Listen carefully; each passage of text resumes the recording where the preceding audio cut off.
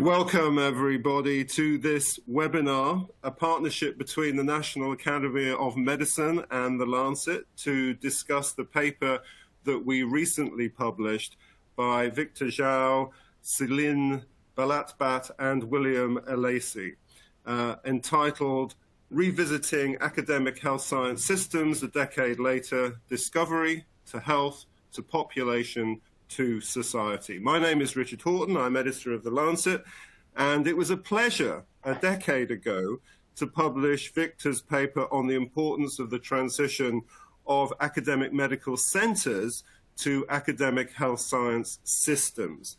And I think it's fair to claim that that paper represented an important moment, indeed a turning point, in the evolution of our thinking about the contribution of academic medicine to the health challenges faced by our communities. Now, the COVID-19 pandemic that we are still facing, together with several other pre-pandemic trends in health and development, not least the Sustainable Development Goals, the trend to universal health coverage, the growing importance of non-communicable diseases, including mental health and adolescent health, all of that provides an opportunity to revisit and revise some of those arguments from a decade ago. This webinar will last for approximately 90 minutes. We will record it, and you will be able to submit questions following Dr. Dzau's presentation and the panel discussion that follows. So let me very happily begin by welcoming Dr. Victor Dzau, who is President of the National Academy of Medicine. He is a cardiovascular physician and geneticist by training, and of course has had a string of distinguished roles and received many honors from medical and scientific institutions worldwide. Most recently, of course, at Duke University, where he was Chancellor, Chief Executive Officer of the university's health system, and Professor of Medicine. So, my friend Victor, over to you. Please introduce us to your paper and its ideas. Thank you, Richard. Thank you, my good friend. It's an honor to be kicking off this webinar. So let me again thank you, Richard, and Lancet for publishing and then organizing this webinar on the topic of the state of academic health sciences systems, which I'll call AHSS, their future and the current state, and for bringing together the distinguished world health leaders like today for discussion on this topic. I'm so pleased to see my friends joining today, people I have enormous respect, and I'm going to learn a lot from them, their reaction. I hope it's going to be a good one, but I'm sure that I will learn from whatever criticism that they will launch. So my talk will be based on, as you see in this slide, the paper I just published Lancet over a month ago, revisiting AHSS a decade later. So let me provide the context. May I have the next slide, please? Over a decade ago, my Duke colleagues and I published a paper in Lancet. It was in response to the significant changes in healthcare environment with rising chronic disease, increasing demand for healthcare, fragmentation of care and research, etc. We felt at the time that traditional academic model of bench to bedside, in which clinical care, research, education were conducted in acute care hospitals with little interaction with primary care in the community and with basic research in universities. That model would no longer suffice. So in this paper, we call for a creation of an academic health sciences system which would bring together the academic research piece and care delivery, integrate this, and to lead transformation medicine. So a new model we call, as you can see highlighted in this slide, discovery to care continuum of bench to bedside to population. This model, AHSS will act as a systems integrator to provide integrated care from acute to chronic, hospital to clinic to community, from treatment to prevention, and to facilitate a seamless integration of basic translated research to care delivery to to global and population health. So this model, as you heard from Richard, was put forward and I think was well received and adopted in many countries internationally. But of course, we all recognize many challenges remain. Next slide. So as Richard said, since the publication of the paper, much has happened. In mere one decade, we've seen an explosion of advances and challenges. This slide simply summarizes some of them. Impressive advances in many fronts in biomedical and digital sciences, in genome editing, and in big data and genomics. And of course, if you look at the vaccine development and platforms in COVID, very impressive and promise to be transformational. The right side shows you the challenges we face. We continue to see increase in NCD, population aging, mental health, challenges in healthcare delivery, and much more. But what I want to emphasize in this slide are the new challenges that's emerged in the last 10 years. Stress in work environment, burnout, clinician burnout, increase in social inequity, the mistrust in science, the emergence of pandemics and medical emergencies, and many more. Next slide. So my colleagues and I felt it was time to revisit the model to capture these developments and to ask the question, how do we take into account the emergence of digital technology, data science, social determinants, equity convergence that were not highlighted in the last paper, and how would these shape the model going forward? Next slide. So this slide is a summary of the new model, if you will, which is a revision of the discovery to care continuum. We call it now discovery to health, to population, to society, or from bench to bedside to population, to now bench to bedside to population, to society. I'd like to make my case in my talk. So this figure summarizes this model. First, as you can see, the components of bench to bedside population were updated with the major developments which now we need to consider, such as genomics, gene editing, synthetic biology, digital technology, etc., in the discovery translation. But in the clinical care arena, I think the recognition that science, there's a science to care delivery called implementation science, and there's science to health services, and we need to implement that and measure outcomes and the importance of competency in training. In the area of population and global health, I think what we all agree is the importance of social determinants. Not much discussed then, but a lot more now, that we need to bring in social behavioral sciences and work with partners and also bring research advances to benefit not the only few patients, but the population and of course in global health. I think the new part of this is the extension to include society, because we're now recognizing that societal issues are intertwined with the well-being and health of the population. We understand we need to tackle the upstream social determinants, but also to exert our leadership as leadership in society, healthcare leadership, to seek solutions to these societal challenges, which I'll talk about in a few minutes. So I believe that leaders of AHSS and AHSS should drive social change and advance policy, social cohesion, and trust. As you can see in the slide, there are several cross-cutting themes: the essential implementation of model, which is data, convergence, equity, diversity, and inclusion, which I'll talk about in a few minutes. Next slide. So how do we implement this new model?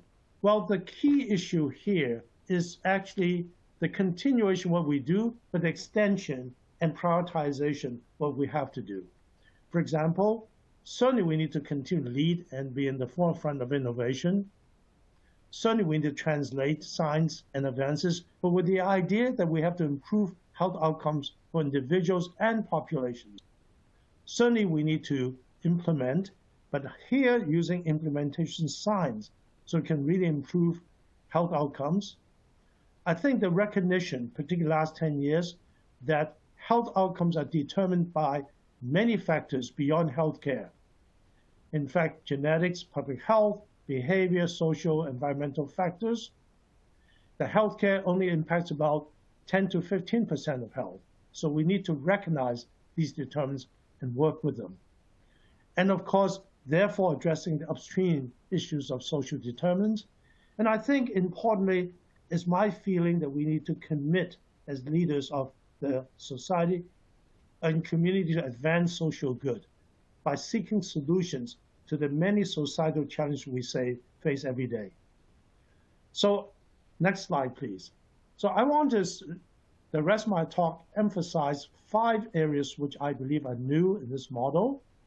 They are the emerging science and practice, convergent science and practice, data science, digital technology, equity, social responsibility and social good, and workforce for the future. Next slide. Next slide, please. Okay, so with regards to convergent science, well, we all know now that medicine and health traditionally disciplines can't do it alone. To address the many issues in health, we need to bring in social science, behavioral science, quantitative science, law, ethics, engineering, among others. And so what I'm putting forward here is the idea of convergence. It's not just collaboration with these sciences, but integrating these different disciplines into a unified whole to solve the vexing problems in health and medicine. And therefore, we can do it by 2 means. One is, of course, leverage and partner with existing opportunities, since we all reside in universities or have partial residence in them.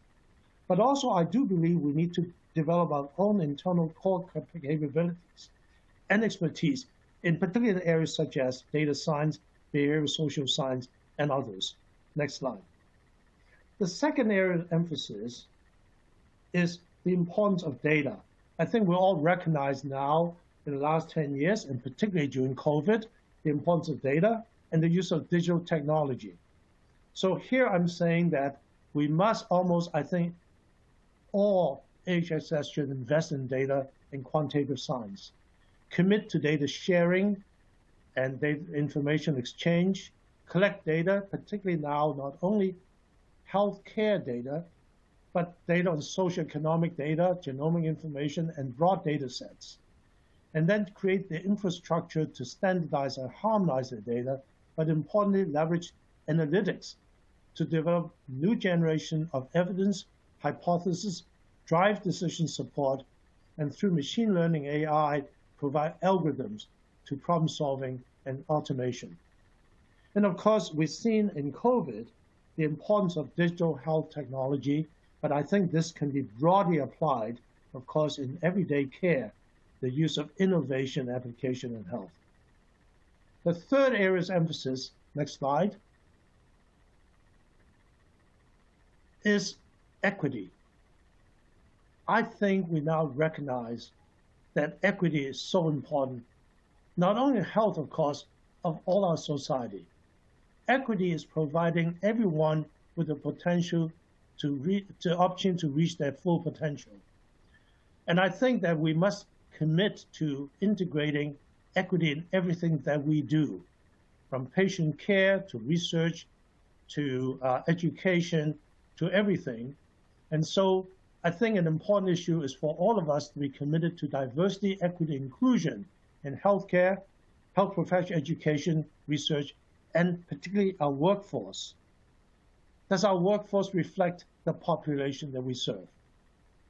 And of course, in order to make a difference in the issue of equity, we have to look at the upstream determinants, such as social determinants, and we have to work actively with community organizations and sectors, well beyond our 4 walls, to assess social issues, the social determinants of housing, food security, and many more. And I think finally, and certainly not least, is to address the root cause. In our country, in particular, structural racism. We have to confront this and address this not only across the entire society, but in fact, ourselves. What are we like? Do we have this bias and racism within academic medicine, in students, in teaching, in research, and of course, clinical care? And importantly, we should do everything we can to address that as a vocal leader across all of society. Next slide. This leads me to the fourth area of emphasis, which is we have to be part of our society to do social responsibility and social good. By that, I mean more than social determinants. By that, I mean that we have to be active, working for social good.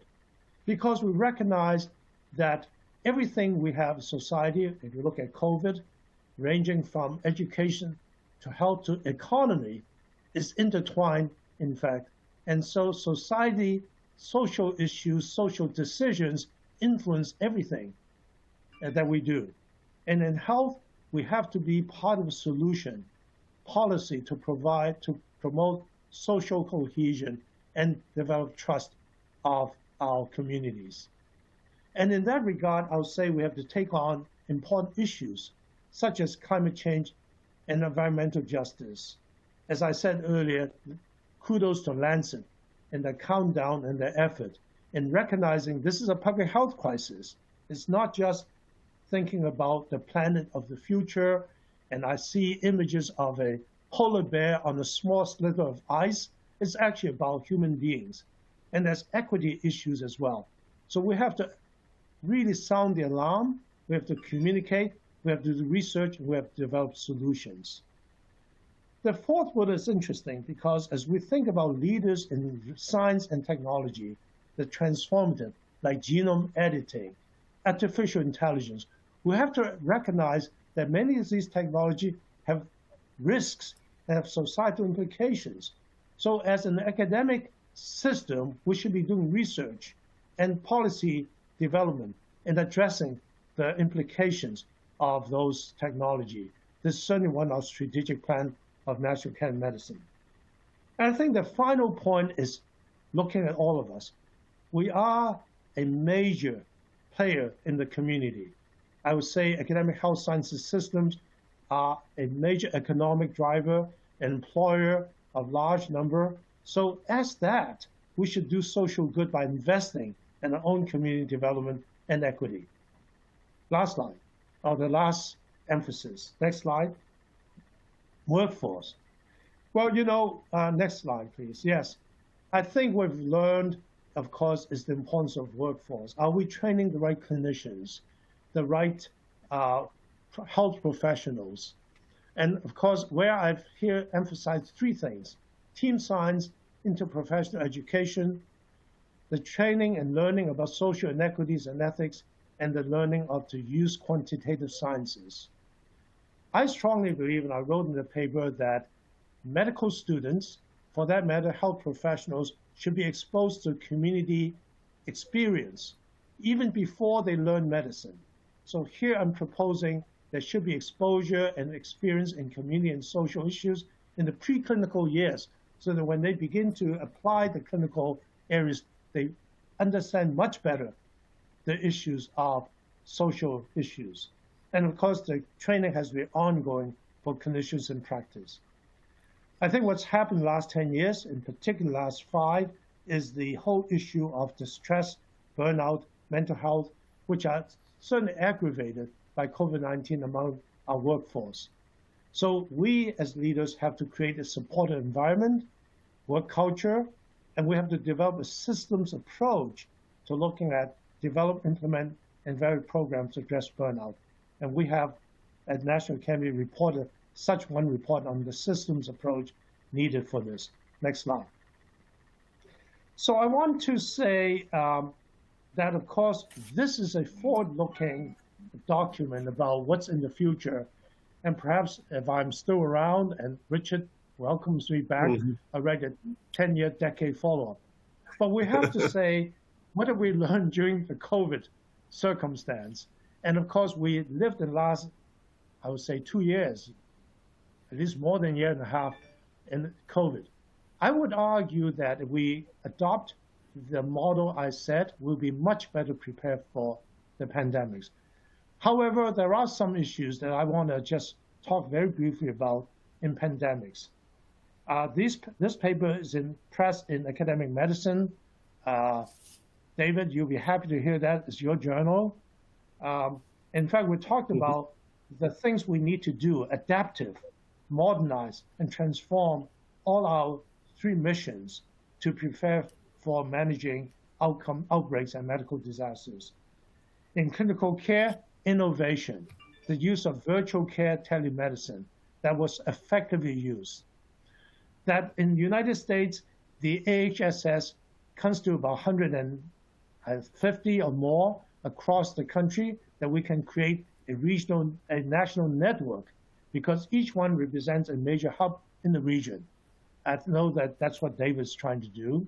And together we collect data, and then of course we learn so much from that, and then we have data-driven insights. I think in our country in particular, the AHSS must work along with the public health agencies to share information, because there's so much information which is gathered by AHSS and not by public health, so we can know how to be ready and respond to pandemics, and of course support and protect the workforce with shortage of PPE and oxygen and protective elements, etc. In research, of course, continuing basic research. We talked earlier among ourselves about the importance of modeling. We certainly have to get much better in the ability to forecast and model. And of course, being the place for clinical trials, conduct and design clinical trials. And I think that the UK has really done great work in this regard. And of course, build R&D preparedness. Next slide. In the context of education, remote learning, we've learned so much that can be done that way, interprofessional learning, and build a system of continuing education. And last but not the least, we learned that we are the anchor institution in the community. We have to work with the community during this acute crisis to engage them, to engage leadership and everybody, to provide accurate information, to develop trust, and address the issue of access and equity. Last slide, please. So thank you very much for the opportunity to talk about this paper. I believe the paper suggests a shift from a reductionist to systems approach, to integrate molecules to population health, to invest and leverage data, develop convergent science, and work closely with public health and the communities. We must all be committed to address equity and social good, educate a new type of clinician, promote their well-being, and be prepared for future health emergencies. Now, I recognize as we talk about to this large audience, not every aspect of the model can be achieved by every single academic systems everywhere. But I do believe the principles that I proposed should be contextualized to ensure this model of bench to bedside to population to society forms the foundation of AHSS going forward. So thank you very much for giving me the privilege to present this to you. Now, I believe we now move into the expert panel comments, and then we'll have more time to discuss more broadly. And it's my great pleasure to introduce my good friend, David Horton, the President and CEO of the Association of American Medical Colleges. AMC membership covers all the major U.S. medical school and teaching hospitals. So he has a broad reach. It also does accreditation of all the major medical school and administer the medical college admission tests. Prior to this, David, of course, has been a great leader. He was the secretary of the Smithsonian Institutions, and then before that, president of Cornell University. David, it's great to see you. Thank you for being with us. Thank you very much. I want to thank everyone for organizing this, and I want to congratulate you, Victor, on this latest very important contribution that you're making. And thank you and Dr. Horton for allowing me to be part of a very distinguished panel. So I'm going to jump right in. As so often, Victor, you have come up with really the moment that we need to speak to and given us a great push out to sea to begin to deal with it, and there's a lot to deal with. In your paper, I was struck by a particular passage that really resonated with me. Many did, but this one especially, and is in line with the work that the AAMC is doing throughout our relatively new 10-point strategic plan. After discussing significant advances, such as scientific breakthrough, the paper urges academic medicine to, and I'm quoting you here, commit to advancing social good by seeking solutions to societal challenges by working across sectors, orchestrating stronger community relationships, and developing new partnerships. Well, as we know, the individual doctor-patient relationship that I've been involved with for nearly half a century is really what we're trained to do in medical schools around the world. But in fact, we know for decades that the most potent determinants of health are not reflected in the doctor-patient interaction, but are more broadly in the area of public health and, as you have mentioned, the social determinants of health. So academic medical centers can and should become vital community partners to address the needs of patients, families, and communities. And I would say that our traditional tripartite mission of academic medicine, that is medical education, research, and patient care, is no longer enough on its own to deal with these challenges. That's why about a year ago, the AAMC called for community collaborations to be added as the fourth component of the mission, the fourth leg of the stool. And that means going beyond delivering individual care to engage in two-way ongoing dialogues. And it means not, as we sometimes say in a condescending way, educating our community.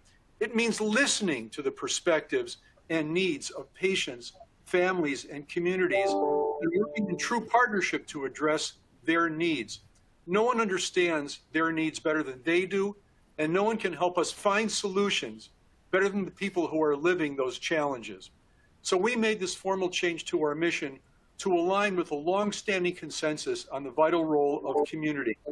There's many examples. In the interest of time, I will hold those in case people want some specific examples. Now I want to turn briefly to another great effort that Victor has led in the National Academy of Medicine, and that is to develop 9 papers reviewing the impact of COVID on various sectors of the United States. And I was one of the co-authors of the discussion paper called Patients, Families, and Communities, COVID-19 Impact Assessment, Lessons Learned and Compelling Needs.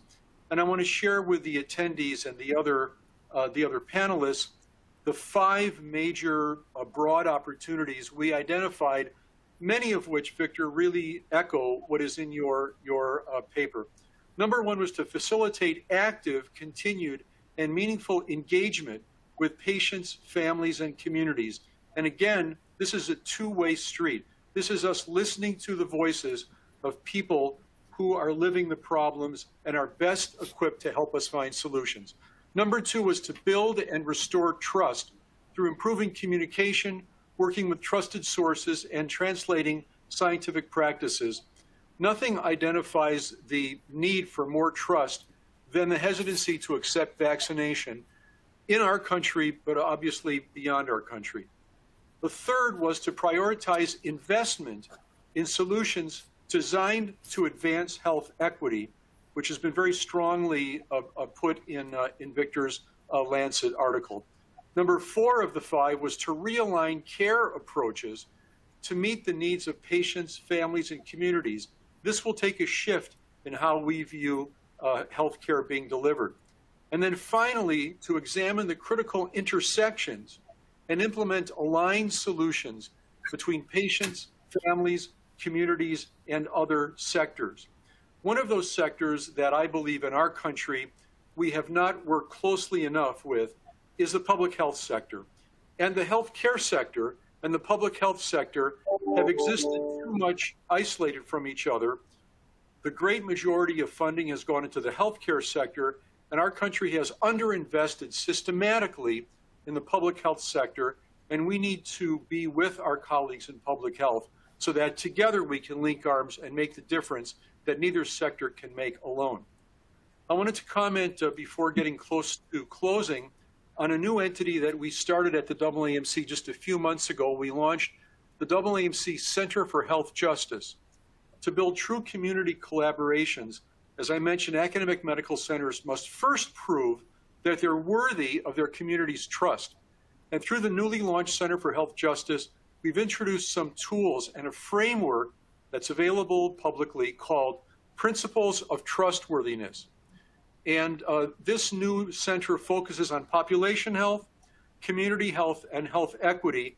And our hope is that it will help us all work with greater intention with families, patients, and communities to co-create solutions together as part of this new mission area.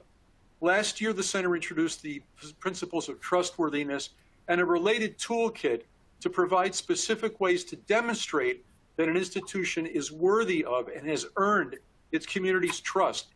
Just so you know, these resources were not developed in isolation by the experts at the AAMC. They were co-created by the new center along with a health equity collaborative known as CHARGE, with more than 30 community members from 9 cities and towns across the United States.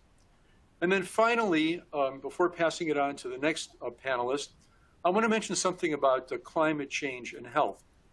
The Lancet, again, as for a very long time, has been in a leadership position among more than 200 medical journals that have identified the effects of climate change, including but not limited to air pollution and extreme heat, as the world's biggest public health threats. Now, academic medical centers are already working with their communities to begin to address the social determinants of health. But let's not forget that climate change is relative to these determinants, limiting access to resources like clean water and air. And as Victor mentioned, for example, systemic racism is a very important thing for us to face, as is poverty, as is climate change, which multiplies and intensifies the effects of these other issues. I personally am not an expert in this area. I'm on a very steep learning curve. And thank you again for Dr. Dzau's leadership. The National Academy has developed a new action collaborative on decarbonizing the U.S. health sector. And I have the honor of serving on one of the working groups on education and communication. My sincere gratitude to Victor and the other leadership of the National Academy of Medicine, and hope that colleagues around the world will help teach us all the lessons that we need to learn from your own experience facing this existential crisis. So again, I congratulate Victor and Dr. Horton for the wonderful conference. And it's a great honor to turn this over to one of my heroes, my colleague, Her Excellency, Dr. Hanan Al-Kuwari, who I had Minister of Public Health for the state of Qatar. I had the great honor of learning from and working with Dr. Al-Kuwari some years ago when I was active in the state of Qatar. Dr. Al-Kuwari, over to you, Your Excellency. Thank you very much, Dr. Skorton. Dear colleagues, I'd like to first thank the organizers for inviting me. It's an honor to be here today with you. The recent review in the Lancet by Dr. Dzau and colleagues provides an excellent overview of the progress made by academic health science systems and proposes a model for their development. I strongly endorse the call of Dr. Dzau and colleagues that academic health systems should be of expanding their missions from discovery to health to population to society. I'd like to reflect in the next few minutes on some of the issues raised by the paper and outline how Qatar's academic health system has contributed to better health and well-being in Qatar, and how it is adapting in order to meet the new challenges of the future. In the past 25 years, Qatar has undergone huge economic development with an associated increase in population, with just under 600,000 people to approximately 2.8 million people today. We have a diverse population with differing health needs. During the same time, we have also grown and developed our healthcare system and our academic institutions at a breathtaking pace. Our academic health system was established in 2011, around 11 years ago, in the presence of Dr. Dzau and colleagues from the Association of Academic Health Centers. It brings together the majority of primary, secondary, and tertiary care services, such as Hamad Medical Corporation, Primary Care Corporation, and Sidra, and our major universities, namely Weill Cornell Medical College and Qatar University, together with specialist research institutions. We collectively have world-class infrastructure and talent and excellent international collaborations. The strength of our partnership has had a snowball effect on all our partners. The number of medical publications from Qatar increased from 2003 in the year 2011 to above 3,000 in the year 2021. It was at this time, and to the best of my knowledge, still remains the only national academic health science system in the world.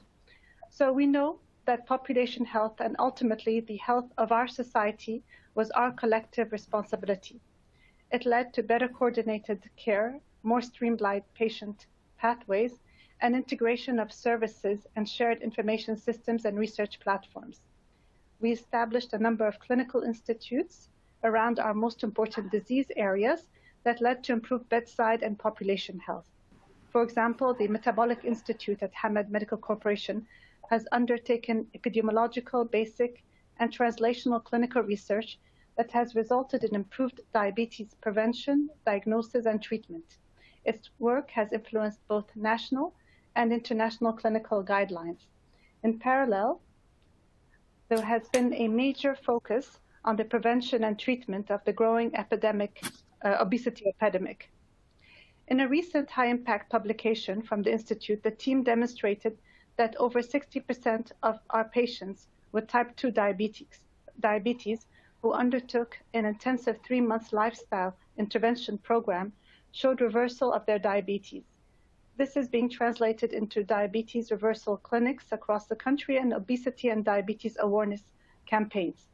We recognize the importance of conversion science, and the Qatar Foundation Qatar Research Fund actively promotes funding multidisciplinary research programs. In the future, we will be seeing more projects like the One Health project at Qatar University, which explores the convergence between human health, environmental health, and zoonotic diseases. We're also developing an Institute for Applied Health, which will be bringing together expertise from across Qatar, focusing on epidemiology, population health, and health services delivery models. But the best example of the societal health role of academic health science systems is best illustrated by our COVID-19 pandemic response. The Ministry of Public Health leveraged on the strength and the breadth of expertise across our academic health system partnership, which enabled all the academic and clinical partners to contribute effectively.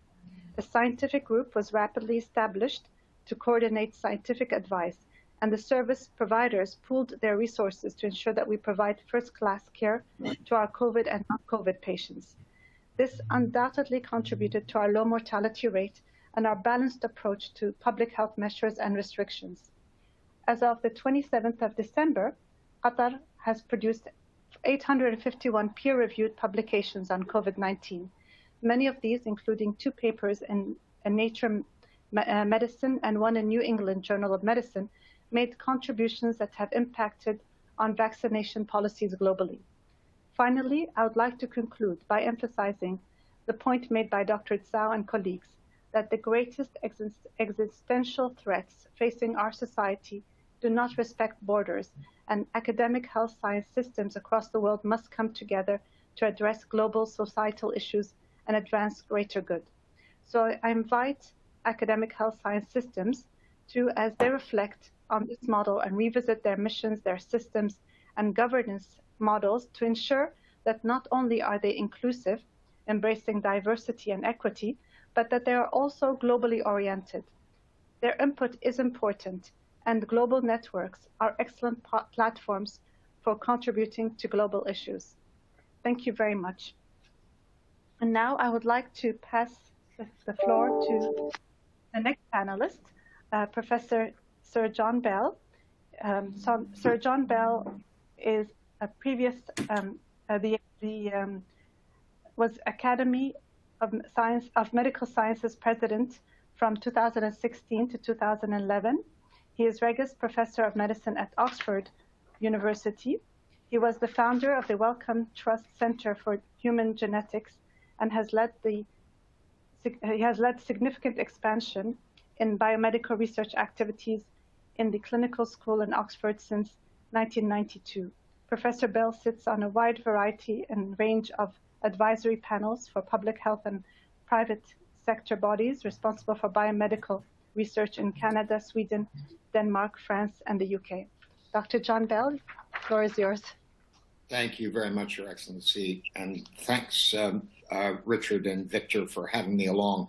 I think this is a really helpful time to have this discussion, and I think Victor's paper really outlines some of both the challenges and the opportunities for academic health sciences systems as we go forward. It's probably just worth reflecting a little bit over the past 2 years about how the system that I think Victor articulates so well, going from discovery to adoption through populations to society, has played out over the COVID pandemic. And I think it reveals strengths where I suspect we expected there to be strengths, but also really pretty profound weaknesses in the system that we've currently got. So on the very pure discovery side, because of course that's what academic medical centers did for years, they did discovery and immediate translational science. It was pretty much a success, I think, in the generation of a number of really good vaccines in a short period of time, their rapid evaluation, as well as the development of therapeutic antibodies or preventative antibodies and a whole range of interesting testing methodologies. The discovery bit you get a big tick for, that was all terrific. On adoption and healthcare systems, it was a bit patchier as you move a bit to the right on Victor's diagram, but some things went well.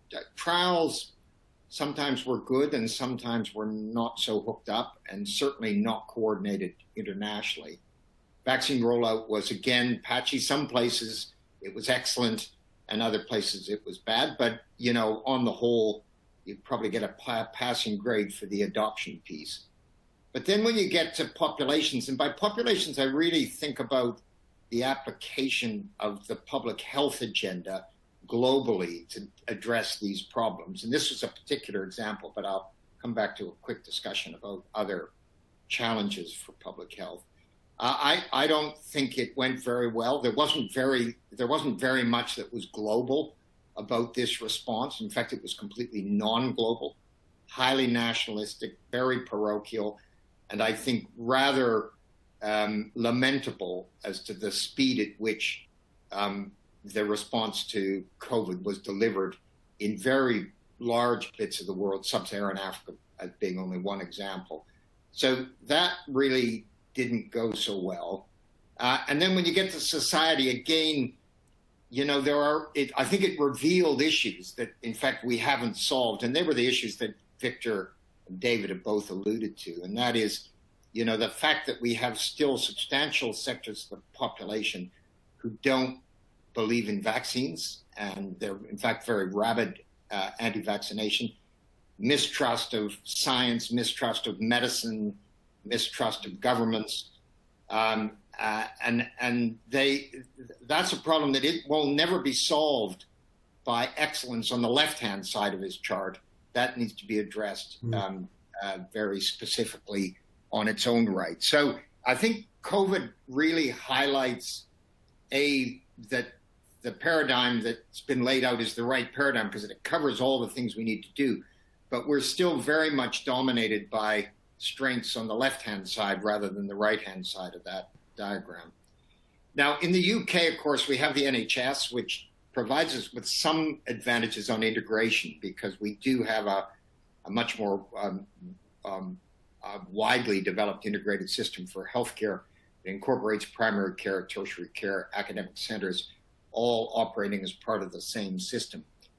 But even there, I think the events of the last couple of years, but even going back further than that, have revealed that there are big elements to delivering healthcare which have really fallen behind the classical discovery paradigm. And I think public health, the problems associated with public health as we currently operate it in the UK, and I think also across most Western countries, really became revealed with all their problems during the pandemic. And I think they reflect a long-standing problem about how you deal with public health and prevention as a key component of trying to deliver a good, sustainable healthcare system. And you would have imagined that the NHS, where they are responsible for people from cradle to grave, as they say, would have been better at trying to develop and exploit the opportunities in public health and prevention, early diagnosis, early intervention. But in fact, it really didn't go well in the pandemic, and I don't think it went well very many other places. And I think there's a whole set of issues that have actually disabled public health over a long period of time. In some bits of the world, segregating it out to public health institutes or public health schools away from the mainstream of medicine, in my view, is not a smart idea. And in fact, I think we paid the price for that over time, because public health has to be seen as very much central to many of the things we do in clinical medicine. And it's also true that it's not actually had the leadership in public health that one would have hoped it would have, nor has it had the global reach, which I think is a key component of the strategy. So I do think we have really fundamental issues in rebooting the whole public health agenda. And I think the pandemic has given us real reasons to do that. But of course, the area where we also need public health at scale is in the whole domain of chronic disease, alluded to again by both David and Victor in their talks. And, you know, we have to understand that the biggest challenges to healthcare and to the biggest causes of premature death and disability globally are coming from these epidemics of chronic diseases, the big common chronic diseases, which have been with us for a while, but with demographic change have become now so prevalent that they are really dominating all our thoughts about how we run healthcare systems. And in a sense, the way we run our academic health sciences systems hasn't probably kept pace with the imperative to try and address population health. And I think of all the four boxes, they're all important, but I believe population health is probably the domain where we can get the best return if we lean into it quickly. But just to give you an indication of the problem, I and many others 20 or 30 years ago got very focused on bench to bedside, precision medicine, understanding individual disease in great detail. And that led to a flurry of activity about diseases where we completely understand pathogenesis, where you could, using genetics and other things, dissect them down to a really relatively small subpopulations. And indeed, the whole pharmaceutical industry fell into the pattern of making drugs for rare disease, for specialty pharma, which they sold into the healthcare system. And Clive Meanwell, who ran the medicines company that did all the work on inclisiran and who's very much focused on population health issues, pointed out to me that actually over the last 20 years, there's been a really dramatic shift, even in the drugs that get produced in the system that we've built, and to be clear, we've built it. And that is the amount of revenue generated by the top 10 selling drugs has gone up 2.5-fold. Well, we know that, you know, the shares in all the pharmaceutical companies have gone up. That's all terrific. But the population served by those top 10 drugs has fallen by 6.5-fold. So in fact, we're not making drugs for the big causes of disease. We're making drugs for rare indications. And as a result, the cost per patient benefiting has gone up by 16.5-fold. Well, in my view, that's not sustainable. And we need to think again about how we can reactivate our interests in the big causes of chronic disease. And we've set out to undertake a life sciences vision in the UK, where we've identified population health as being the key issue, particularly around the big chronic diseases, and identified 7 major areas of focus for this theme. Obviously, cardiovascular disease prevention is one. It remains the single commonest cause of premature death globally, and it needs a lot of attention. Early cancer detection is a second. Dementia is the third. Respiratory and pulmonary health is the fourth. Vaccines and pandemics is the fifth. Obesity, which has been really not attended to at all well by our particular previous paradigm, needs real attention, and obviously mental health. So I think this is a real time, and it's to think hard about Victor's paper and this notion that we do need a system that doesn't just do discovery and adoption well, but it leans into these big aspects of population health in a way that hasn't really happened in the way it should, both in chronic disease and in infectious disease. And finally, we have to think about the wider societal implications. So look, that's all from me. And what I'd like to do now is pass on to Professor Ivy Ning from Singapore. Ivy's been a key leader and is now Chief Executive Officer of the Singapore Health Services Limited, which is Sing Health. And I think as many of us look around the world for exemplars as to how you do public health and health that reaches across the whole population, Singapore is always a really good example. And so I look forward to what you have to say, Ivy. Over to you.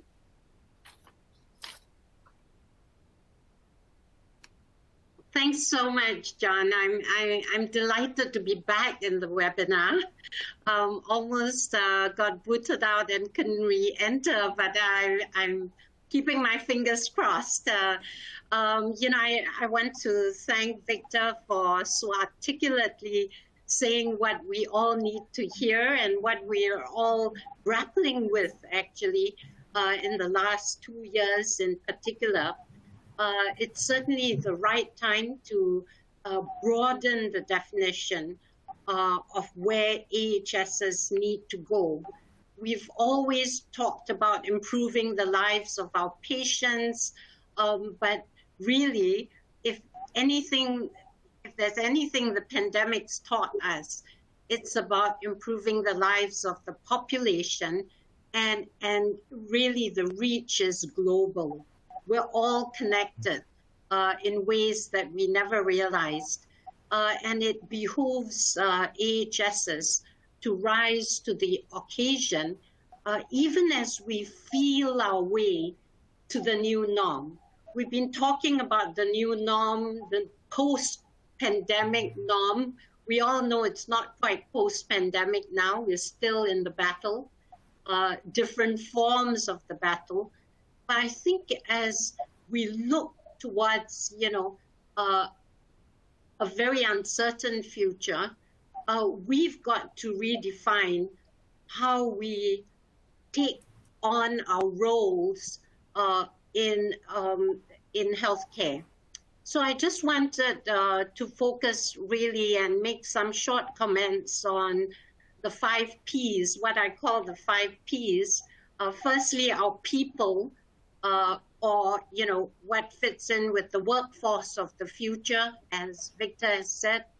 It's totally changed from, I think, when we were in training or when we were residents and so on. It's totally changed. Our young people have to think on their feet. There's clinician burnout as a key issue. And they need to be adaptable, highly adaptable. We've had policy changes by the week, sometimes twice a week, during the heat of the waves that we've gone through. And so we need to prepare our people for this new future where they need to be adaptable and resilient. And Victor in his paper talked about clinician plus. And previously when we talked about that, we would be thinking about clinician scientists, clinician educators, clinician innovators, but certainly it needs to go way beyond that with the unprecedented challenges that we are facing. We need clinicians who know engineering, clinicians who are adept with digital technology, data, management, etc. So that's the first P, our people. It's got to change so that they can be the workforce of the future. The second one is our patients. And I'd like to say there, our patients and our population. I think we've seen how false information has impacted everything about the outcomes of the pandemic. Certainly now the anti-vaxxers, people who have died, frankly, unnecessarily because of misinformation. And so we need to play our role to put the right information into the hands of the population so that they can make the right decisions for the best outcomes for themselves. And for them as well, we need to reevaluate the adequacy of healthcare resources.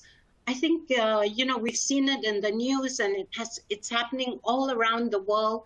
The total oversubscription to what is seen as real shortages. But I think the challenge there is, how do we then think creatively about the care that we deliver to patients? Can it be done best at home?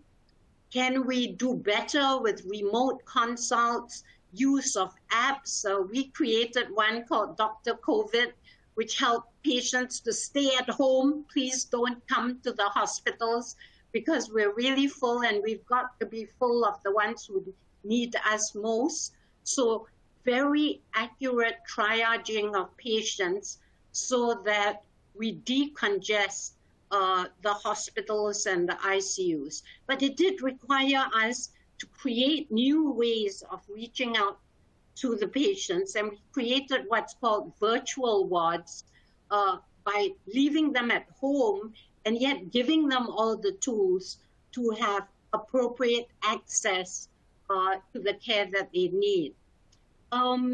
Also, a key factor with the population are the social factors.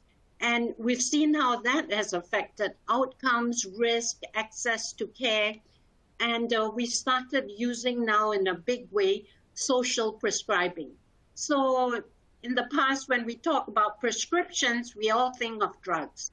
But we know that that only plays a small part in the success of a treatment plan.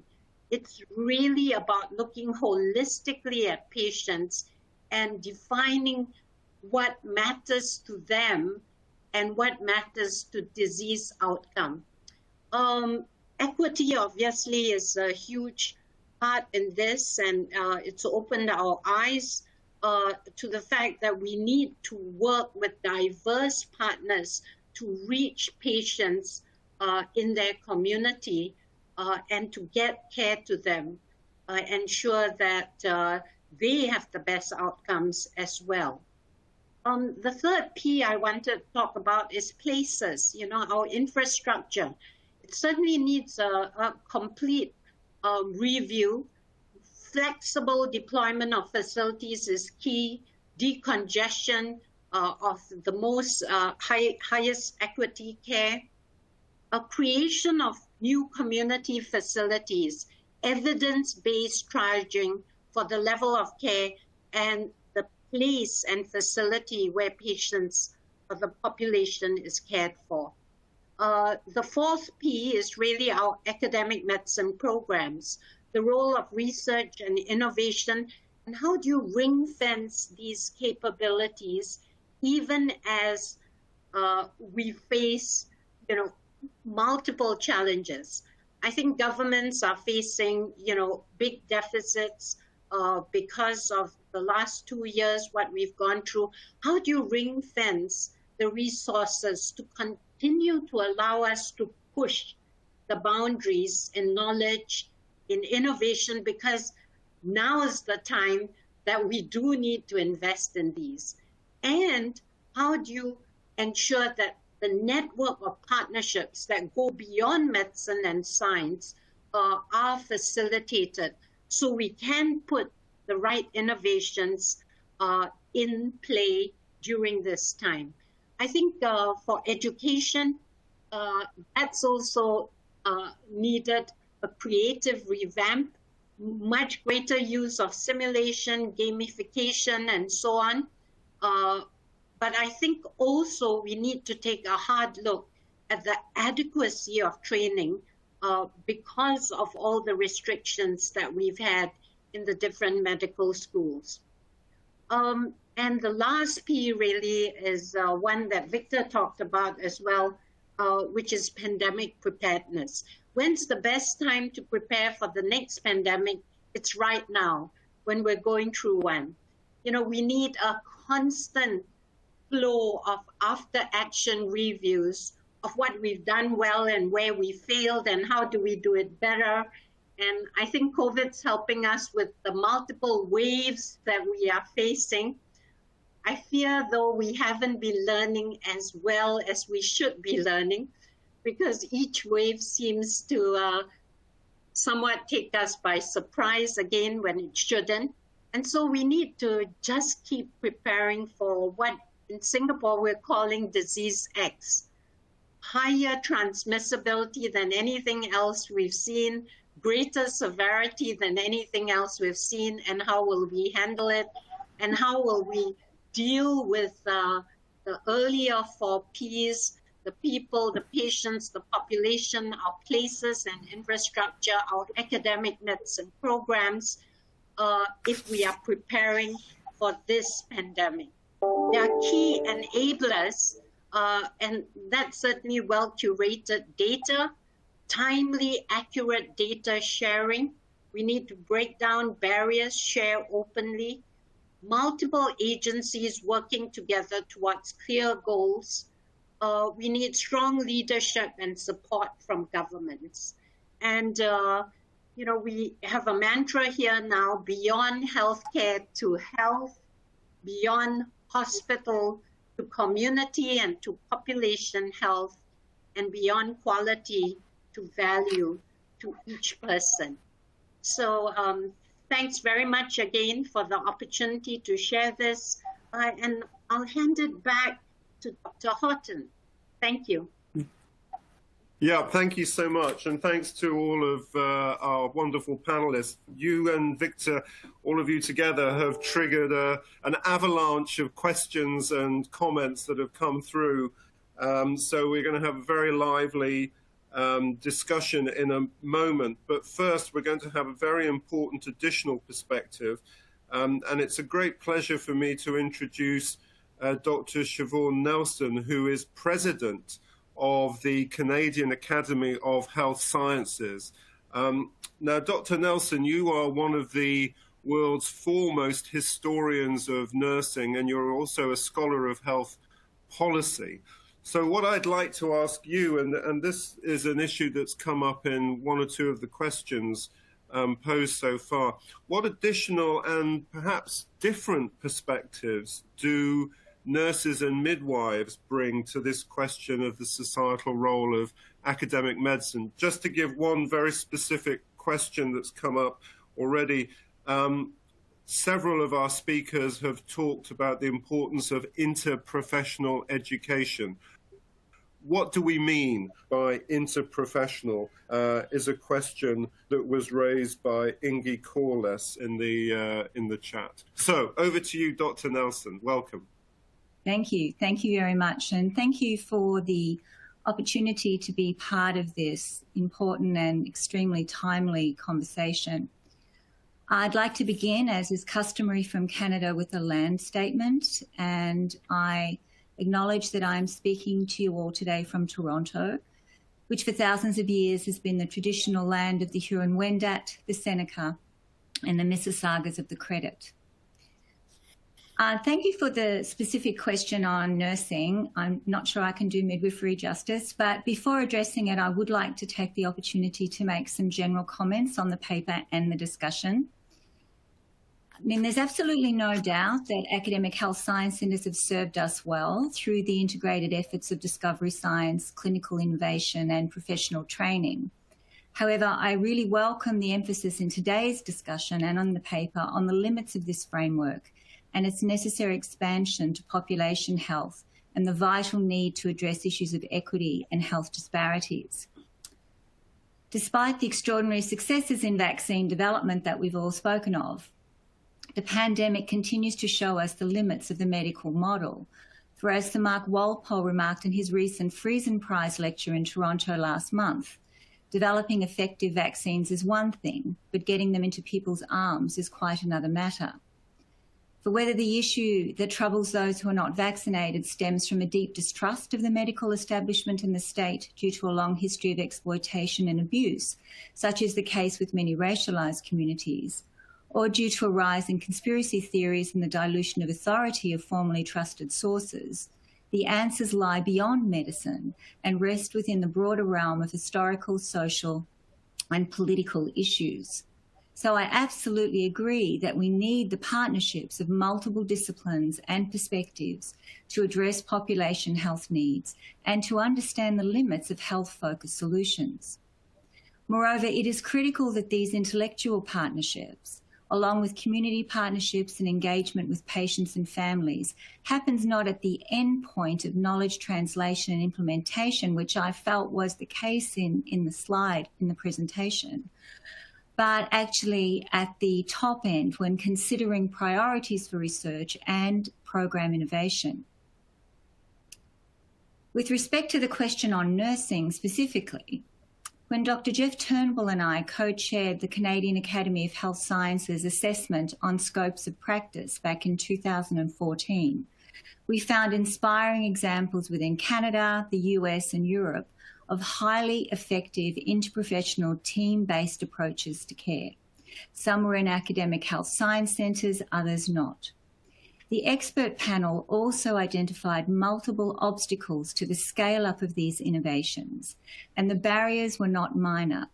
They were payment and funding models such as fee-for-service and other financial disincentives, regulatory barriers, the absence of identified team-based outcomes, collective agreements, training models, and so forth.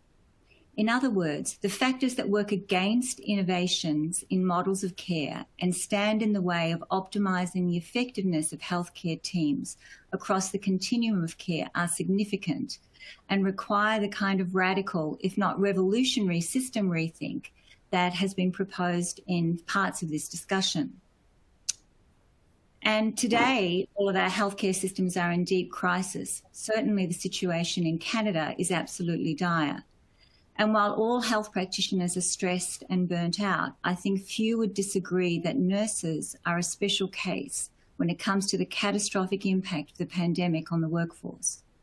It seems that the long-predicted exodus of older nurses is finally here, and we simply do not have the numbers to replace them. And this is in the context of an unprecedented backlog in procedures due to the pandemic. So my question is, if I may, are we finally at a place when we are willing to think radically and approach care and service delivery differently? Can academic health science systems provide the leadership that we need globally to find a way forward?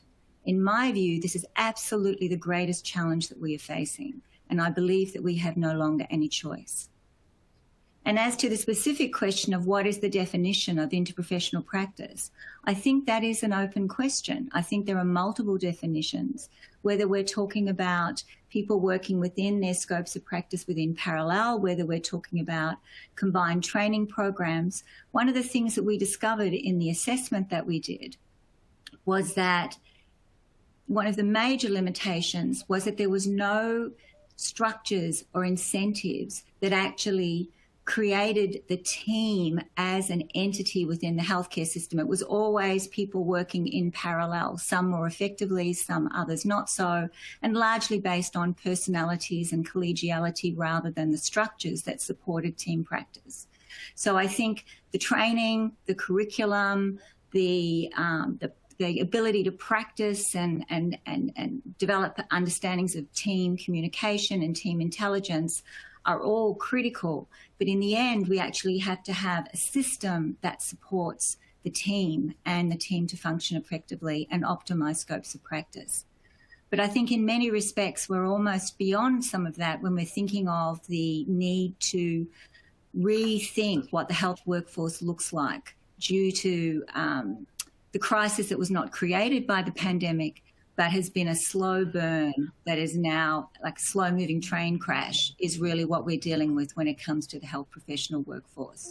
And I really think that the innovation, the commitment and the leadership of academic health science centres around the world has the opportunity to tackle this as a priority and help show the way forward. Thank you.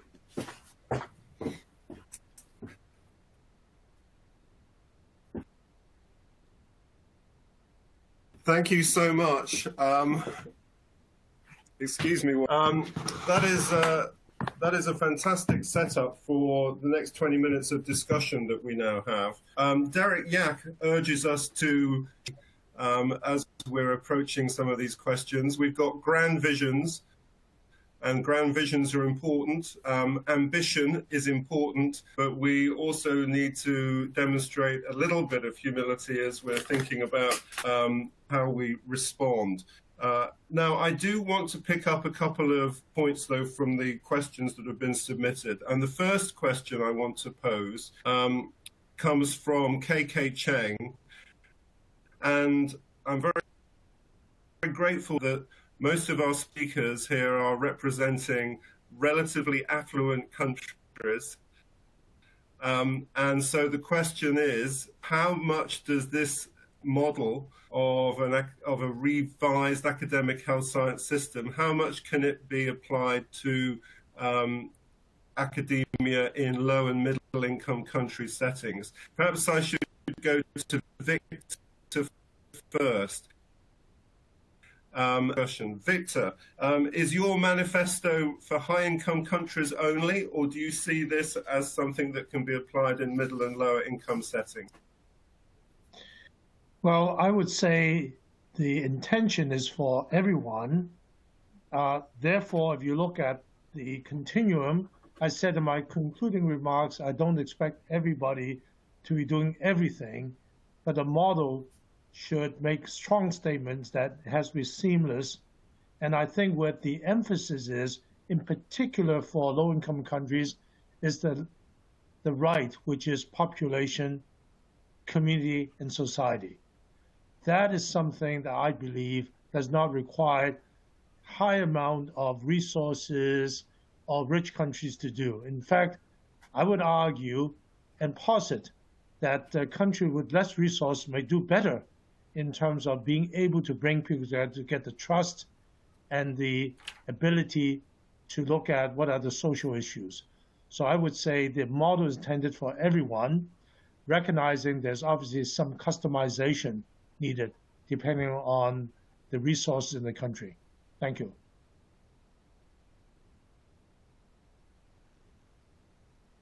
And Richard, as you know, we have intended Thanks, to have Victor. Let's another go speaker. to our panelists. David, to what extent can... Yes.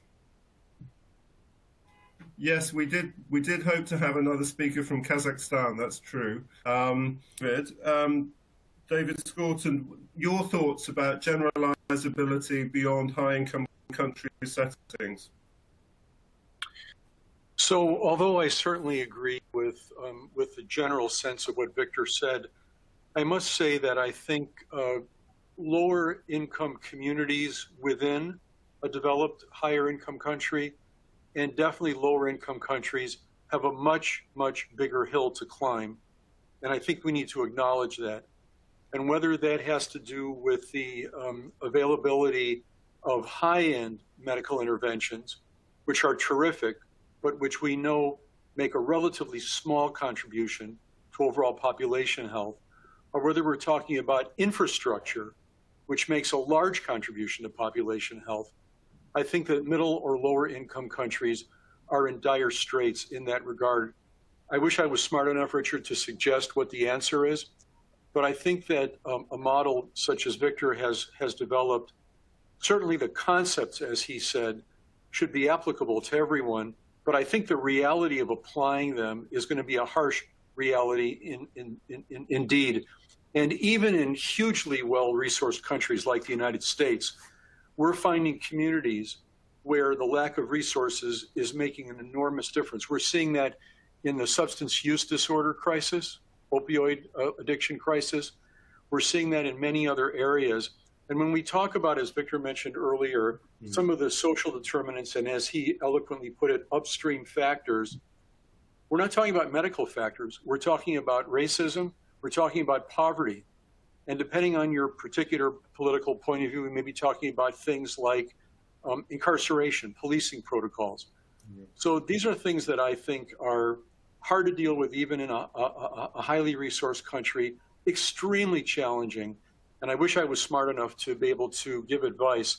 I think, honestly, we're the wrong people to give advice in that regard.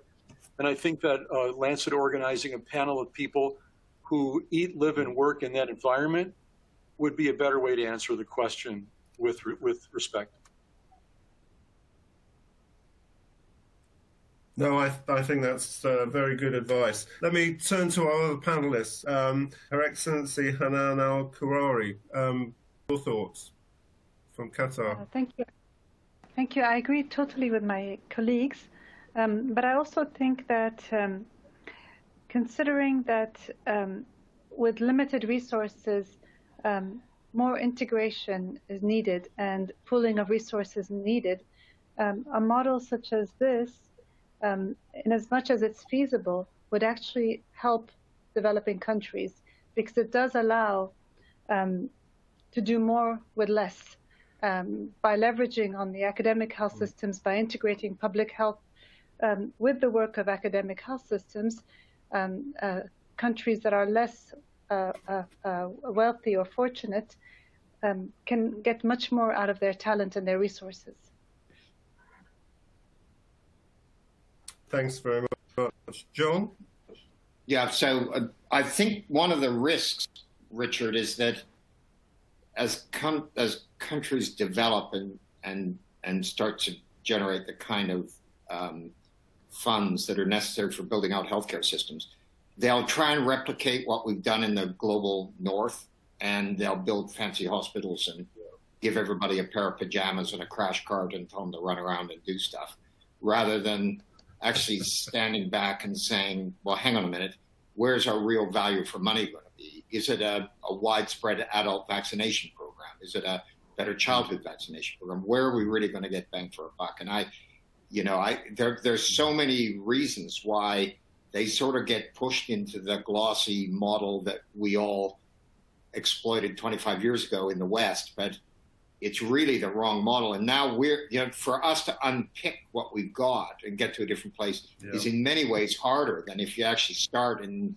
a better position. So I hope at least some countries take that point of view.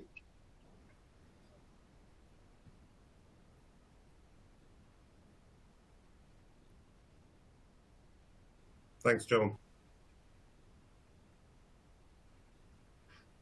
Ivy, do you have any reflections? Is she with us still? Yes, thanks. Yes. Thanks very much.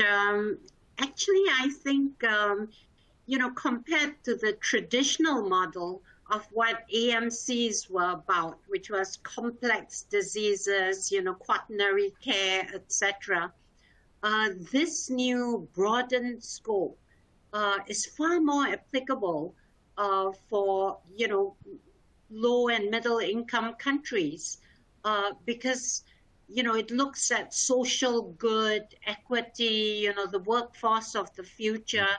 And I think it's, in a way, they're much more accessible goals than the traditional AMC goals in the past. I think that, we all start from somewhere and we are always pushing to get better. And so, even though the question said that the panelists and speakers come from, richer economies, we all know we have our gaps and we're always pushing still. We never have enough. And I would say, take heart wherever you are, just keep pushing ahead, and we learn from each other. I want to say as well that as we focus on global health networks, which have shown particularly during the pandemic, how critical these are. We learn from each other, and we should strengthen these global health networks and gain support and learning across the different AHSS. Thanks.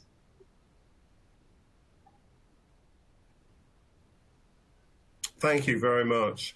Time is against us. We only have about 10 minutes to go.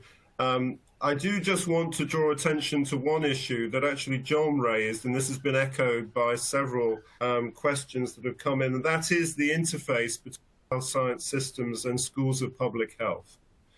Now, of course, in the United States, these have been traditionally separated. As John pointed out, we've seen too often lackluster leadership in the public health community in many parts of the world. How do we build a stronger bridge between academic health science systems and schools of public health? And maybe I could turn to Dr. Nelson to begin this. I think that's a very challenging question, and I think it largely comes back to, I suppose, structural and jurisdictional issues. I mean, who funds and who's responsible for certain levels of services, and often population health, certainly in the case in Canada, falls under quite different funding models in terms of city services, municipal services, and so on. And I think that the way hospitals, particularly the large academic health science centres, are funded there is a very separate world within that. And certainly within the discipline of medicine, which is not my discipline, but I've been able to observe, there's never been a great consensus as to where public health actually sits and belongs. Within my university, the University of Toronto, public health's moving in and out of the Faculty of Medicine. It now has moved out of the Faculty of Medicine to become a separate faculty. So there are multiple understandings of whether public health is diminished in its effect by falling more clearly under a sort of medicalised model, or whether it actually sits within a different kind of jurisdictional government set of operations to acute health. That what we've seen virtually everywhere, it seems, over the past few decades, which was mentioned by other speakers, is the erosion of funds, because things that sit in city budgets and so on, they end up getting cut and cut and cut. And so now we have basically a ghost of former public health structures. And yet we have this massive expansion in budgets in the acute care hospital system. So I think it really needs to be a campaign where there is some consensus among the key stakeholders who are the medical faculty and the medical leadership as to where does public health really belong, and then working with the government structures in the different jurisdictions to see what that change would look like. But I think it would look quite different in all of our different countries if we think about integrating public health more closely in a systems approach with acute care. Not to say that it isn't necessary that we do that.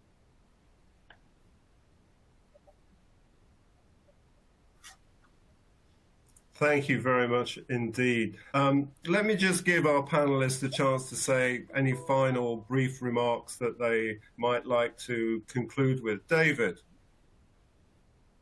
Thank you. I'll take the advantage to make a comment. Any final remarks, David?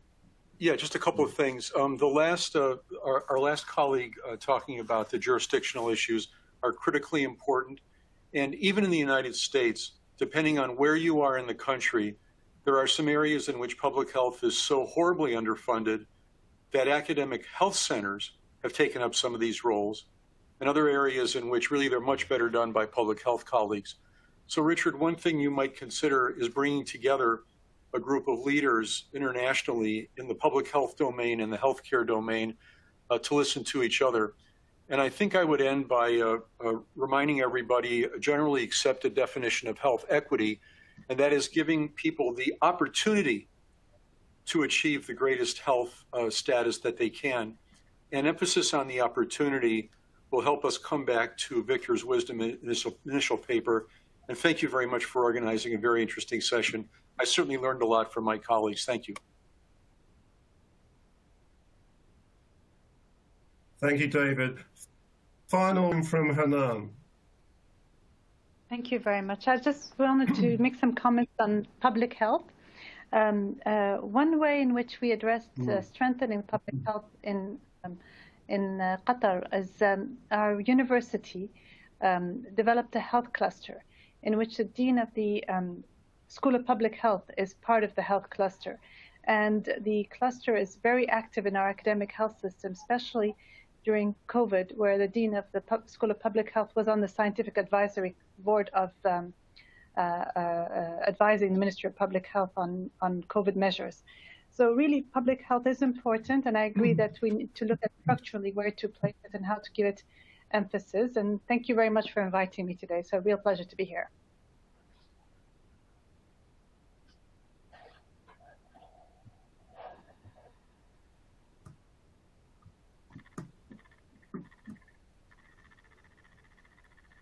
John, do you have a final reflection?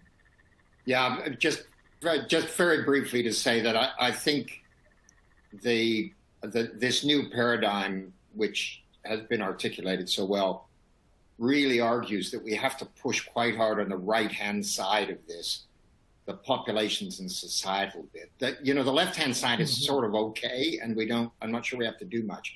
But the further to the right you get, the floppier it looks. And the public health issue is something we do need to come back to. Yeah.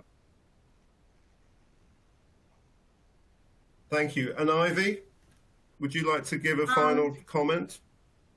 Yeah, thanks so much. I just wanted to say, you know, the whole discussion and the paper just reminds us that AHSS need to build more bridges. And whether it's to public health through, you know, work in health services research, you know, clinicians who are trained in public health as well, global health initiatives, or whether it's in convergent science, therefore, you know, you're building bridges beyond medicine and science and advancing public good, which frankly requires us to reach out to multiple agencies to work with them. And so I would say bridge the gaps. That's our future. Thanks. Very good. Very good, thank you. Well, let me offer my thanks to all of the panelists for your superb comments. But let me conclude by thanking Victor, and let me hand over to the person without whom we wouldn't have been here today. So, Victor Dzau, over to you to conclude the webinar, and thank you so much. Well, thank you, Richard, for bringing us together and your great support of this. And I thank all my friends and panelists for an outstanding conversation. So, I'm an optimist. I think the recognition that we have this new model, or an extended model, emphasizing, as John Bell and others said, population health and society, is all good news. Because if you think back 10, 15 years ago, we would say, oh, it's all about complex acute care. It's about outstanding basic research that makes breakthroughs. I think, to me, that's a great sign, because the question about less resource countries, question of public health, I think to some extent the recognition by the healthcare and health community, the importance of that population, equity, and society is the beginning of that bridge that Ivy talks about, right? So we have certainly written, as many has, that there's got to be better integration of public health and health care. And as healthcare system, which has resources, being willing to work in the community, work alongside with community, in many ways you begin to work with public health. Point number two, if you look at COVID and the circumstances COVID, many of the activities taken on by AHSS are that of also public health. And in fact, partnerships are being developed and collection of data and sharing data. So I think we are now into a new era whereby there will be more collaborations, sharing and thinking, has been said by a number of speakers of post-COVID world, where we need to really work in partnership. I think I learned a huge amount, and I would say that the discussion of global networks, learning from each other, is exactly correct. The intention of this paper is to create a global conversation. And I would posit that the concepts of this paper is what we should be focused on. And of course, details does matter, but it may be quite different in different contexts. But if we believe that our research should be translated, and our translation should improve healthcare, and there's a science to care delivery, and that we need to look at upstream social factors and others, and ultimately improve population health and be a leader in social good.